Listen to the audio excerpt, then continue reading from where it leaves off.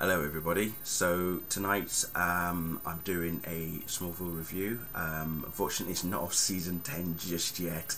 We're 3 weeks away from it, by the way. The premiere episode of season 10, Lazarus, is 3 weeks away.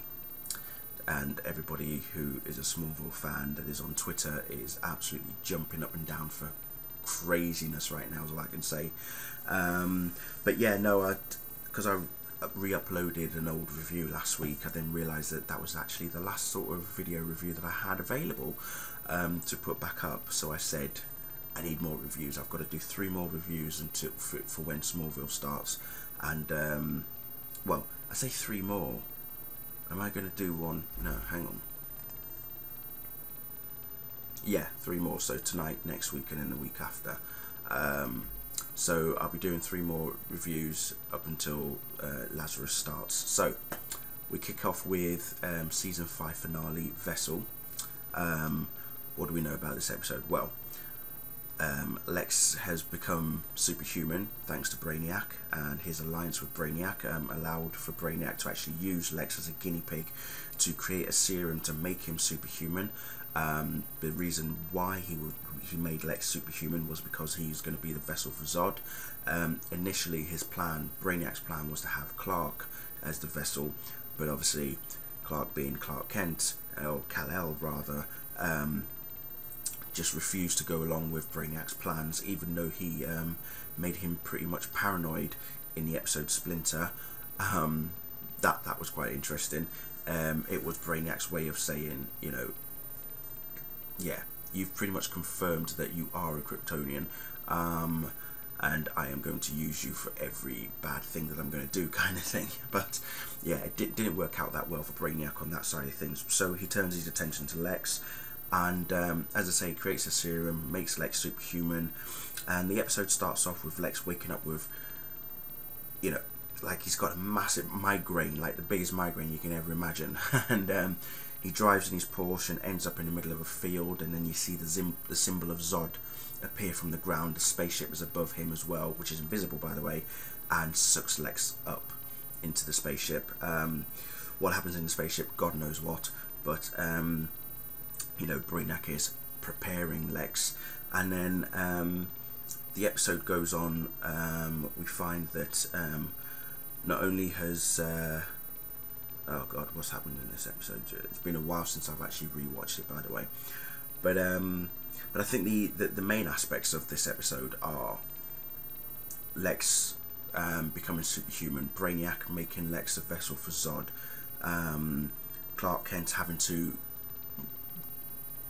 make that decision to kill Lex before Zod can inhabit his body, but he doesn't actually take that step. He doesn't cross that line. Instead, he throws the dagger into Brainiac, and Brainiac ends up being the portal for Zod. Didn't see that one coming now, did you? No, nor did I. But I thought that was actually quite a good twist, to be honest. It was a case of, will Clark kill Lex? Will he? But then he doesn't. Throws the dagger into Brainiac, and out comes Zod. Lovely. And from that is when Zod imprisons Clark in the Phantom Zone.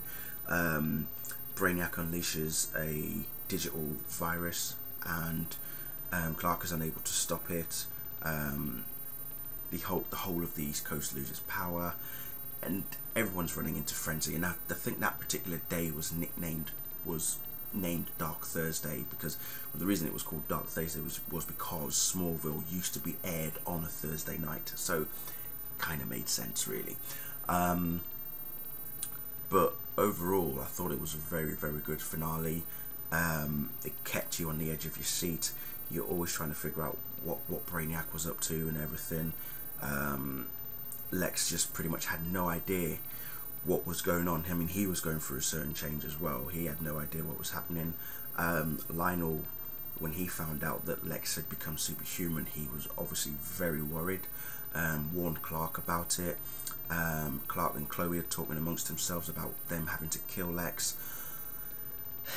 Lana, being Lana, goes to warn Lex about it, and starts to figure out why or how Clark knows that Lex was going to change in some way.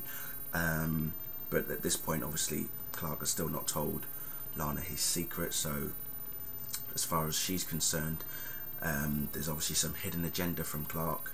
But put all of that together, and I think tell you what, it made for an amazing season finale.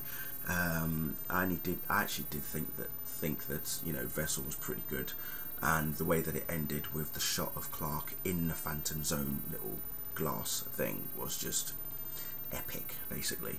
So but yeah, so there you have it, really. That's all pretty much I can say on that episode. And next week, I'm not going to say what episode I'm going to review, you'll have to wait till next week, but at least that just means it's just only 2 more weeks until season 10 premiere of Lazarus of Smallville.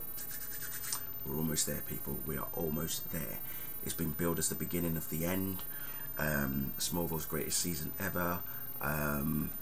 Longest running sci-fi show ever as well, so it'll be interesting to see how it ends up, but I'm looking forward to it. I hope they don't mess it up. I really hope they don't, but I'm looking forward to it. Thank you all for watching, and good night.